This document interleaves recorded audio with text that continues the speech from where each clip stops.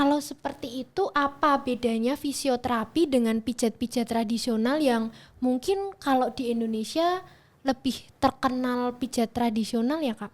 Jadi ini bunda-bunda di rumah harus diperhatikan ya, kalau anaknya itu perkembangan anaknya itu tidak sesuai dengan anak seusianya, misalnya umur 6 bulan belum bisa tengkurap, kemudian umur 2 tahun belum bisa berjalan, belum bisa duduk, itu harus segera dibawa ke fisioterapi.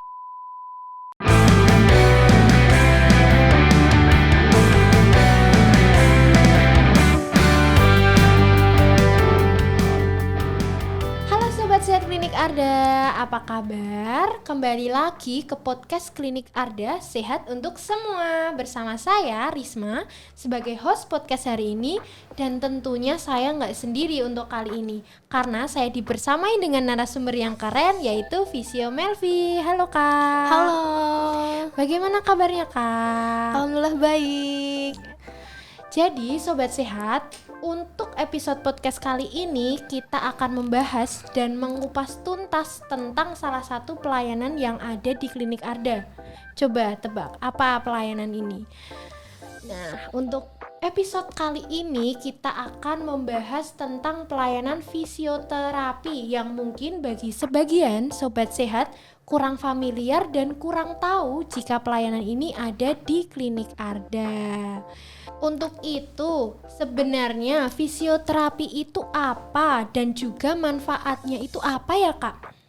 Oke teman-teman, jadi fisioterapi itu adalah salah satu cabang ilmu kesehatan yang fokus untuk mengembalikan dan meningkatkan fungsi tubuh melalui non-farmakologis, yaitu melalui latihan, manual terapi, elektroterapi, dan edukasi agar seseorang dapat bergerak dan berfungsi sebaik mungkin dalam kehidupan sehari-hari. Untuk manfaatnya yaitu yang pertama bisa mengurangi nyeri, mencegah komplikasi atau kecacatan, kemudian untuk meningkatkan fleksibilitas otot, menguatkan otot, dan mengembalikan fungsi tubuh. Jika seperti itu, siapa aja sih yang membutuhkan fisioterapi ini Kak? Sebenarnya yang membutuhkan itu dari semua kalangan ya, baik dari ibu hamil, kemudian bayi, anak-anak, remaja, dewasa, sampai lansia yang mempunyai gangguan gerak dan fungsi tubuh. Kalau seperti itu, apa bedanya fisioterapi dengan pijat-pijat tradisional yang mungkin kalau di Indonesia lebih terkenal pijat tradisional ya Kak? Iya, biasanya orang-orang lebih ke tempat-tempat pijat tradisional sih daripada ke fisioterapi. Mungkin karena mereka belum tahu gitu fisioterapi itu apa.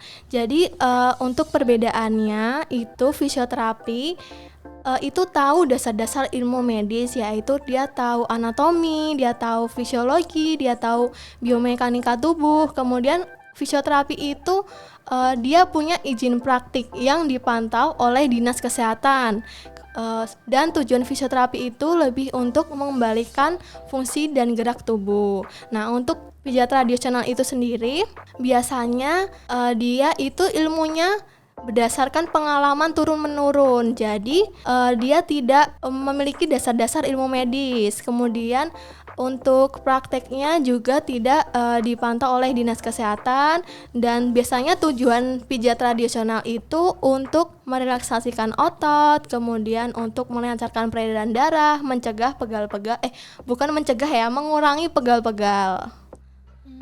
Kalau waktu yang tepat untuk fisioterapi Kak, itu sebaiknya dilakukan menunggu kita cedera atau malah sebelum kita cedera sebagai bentuk pencegahan? Waktu yang tepat untuk melakukan fisioterapi itu tidak perlu menunggu sampai cedera. Jadi fisioterapi itu juga bagus sebagai pencegahan. Kalau untuk pasien yang habis melakukan operasi, apakah fisioterapi ini bisa dilakukan terhadap pasien tersebut Kak? Justru malah dianjurkan ya. Jadi kebanyakan pasien-pasien ini nggak tahu gitu.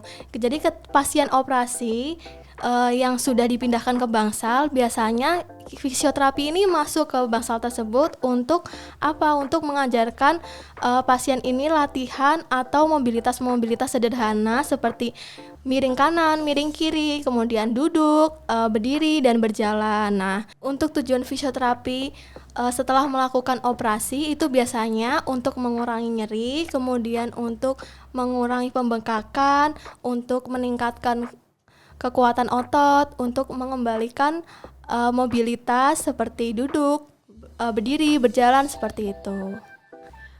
Jadi untuk fisioterapi ini malah dianjurkan ya Kak setelah melakukan operasi. Karena kan biasanya stereotip masyarakat kita kalau sesudah kita operasi dia takut untuk melakukan sesuatu, takut menggerakkan Takut badannya. bergerak, iya Berarti begitu. malah dianjurkan. Justru dianjurkan. Karena kalau semakin lama kita tidak bergerak, semakin kekuatan otot kita melemah. Kalau kekuatan otot kita melemah, kita justru malah tidak bisa bergerak begitu. Sulit untuk bergerak. Lalu kalau tindakan fisioterapi ini dilakukan untuk orang yang sehat, itu gimana Kak? Justru malah itu bagus ya, karena biasanya fisioterapi ini bisa dilakukan untuk sebagai pencegahan cedera. Contohnya misalnya atlet atau olahragawan gitu kan, dia yang punya jam terbang tinggi gitu, kemudian hari Senin dia harus melakukan pertandingan A, kemudian hari Selasa dia harus melakukan pertandingan B. Biasanya dia sebelum dan sesudah pertandingan melakukan proses fisioterapi. Kemudian orang yang kerjanya kantoran, misalnya orang yang kerjanya di depan laptop atau komputer, nah itu rawan sekali terjadinya nyeri punggung dan nyeri leher. Nah, sebaiknya orang kantoran itu sebelum dia merasakan nyeri punggung dan leher, dia sebaiknya ke fisioterapi dulu sih. Nah, juga biasanya lansia ini kan rawan jatuh ya. Nah, itu karena dia keseimbangannya menurun, kita lakukan beberapa latihan untuk meningkatkan keseimbangannya dan mempertahankan kekuatan ototnya agar tidak rawan jatuh. Lalu Kak, ini kan tadi Kakak sebutin tentang siapa aja yang bisa melakukan fisioterapi, kayak atlet, orang tua, atau yang setelah operasi. Untuk itu, berapa lama waktu yang dibutuhkan untuk proses fisioterapi itu berlangsung di setiap individunya? Oke, biasanya ini prosesnya bervariasi ya, setiap individu itu berdasarkan tingkat keparahan, kemudian usianya dan respon tubuh terhadap terapinya gitu. Oke, kita ambil aja contoh yang paling umum, misalnya orang stroke gitu ya, durasi terapinya berapa lama sih gitu kan. Biasanya untuk orang stroke itu terapinya bisa dari berbulan-bulan hingga bertahun-tahun. Kemudian kalau misalnya nih orang yang nyeri punggung gitu, durasi terapinya itu mulai dari 2 minggu sampai 6 minggu.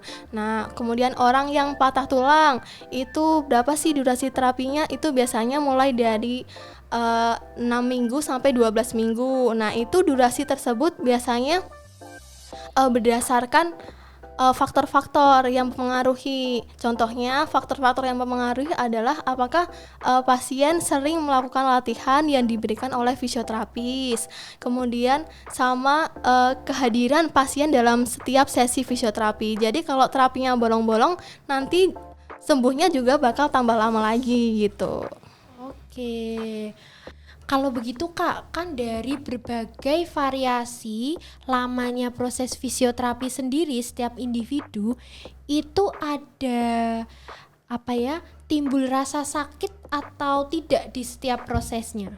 Untuk proses fisioterapi itu sendiri tidak akan menimbulkan rasa sakit karena kebanyakan fisioterapi ini menggunakan intervensi yang merangsang hormon nyaman. Jadi biasanya ketika pasien mendapatkan jadwal fisioterapi di sore hari setelah beraktivitas fisik atau setelah melakukan aktivitas dari pagi sampai sore, nah itu saat proses fisioterapi di sore hari mereka kebanyakan malah ada yang tidur gitu. Jadi senyaman itu, jadi nggak usah takut untuk pergi ke fisioterapi. Oke Kak, tadi kan Kakak udah menjelaskan untuk fisioterapi ini bisa dilakukan oleh lansia atau yang masih muda atau kasus lainnya dilakukan oleh atlet atau individu yang sudah melakukan operasi. Kalau kasus fisioterapi dilakukan untuk anak kecil itu ada nggak Kak? Ada dong, malah justru sekarang ini anak-anak ini banyak yang memiliki keterlambatan perkembangan. Jadi ini bunda-bunda di rumah harus diperhatikan ya. Kalau perkembangan anaknya itu tidak sesuai dengan anak seusianya, misalnya umur 6 bulan belum bisa tengkurap, kemudian umur 2 tahun belum bisa berjalan, belum bisa duduk, itu harus segera dibawa ke fisioterapi.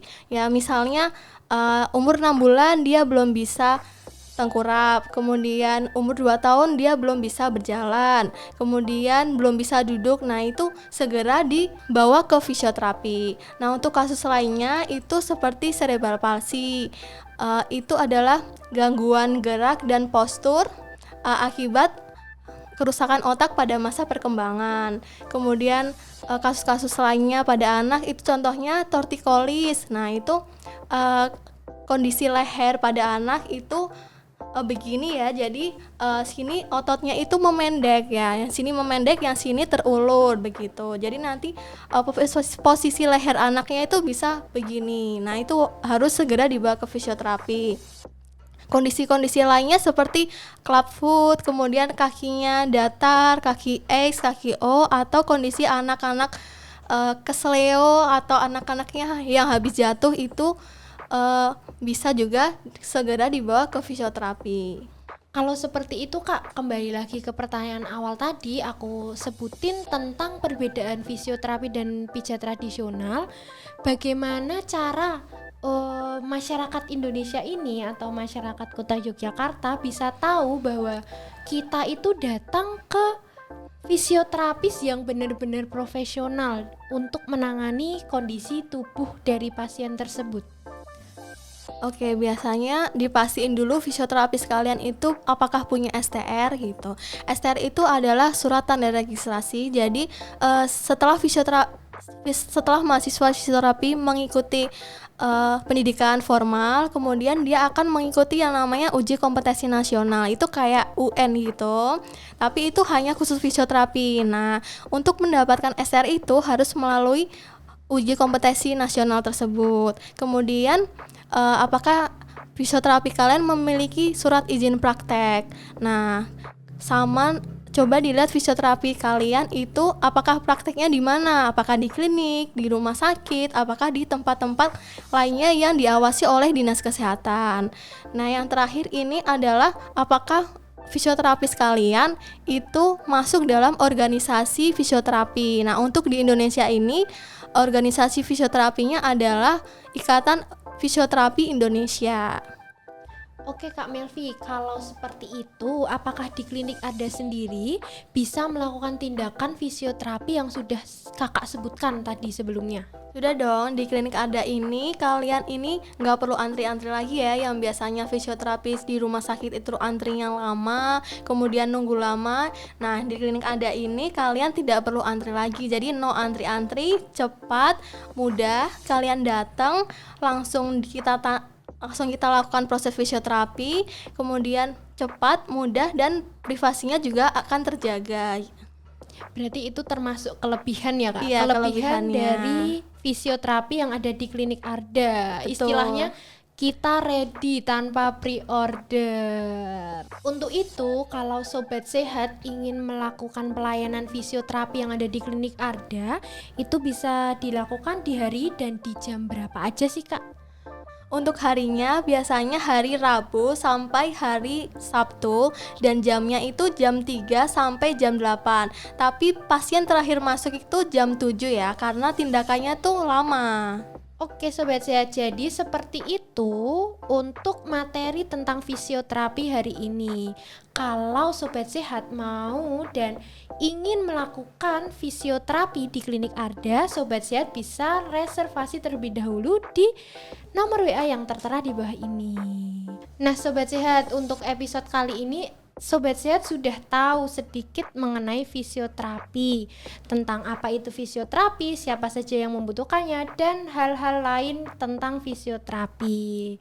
Terima kasih ya Kak Melvi sudah Sama-sama. bersedia untuk menjadi narasumber podcast Klinik Arda hari ini. Karena kesehatan adalah hak milik semua orang, untuk itu di Klinik Arda, sehat untuk semua.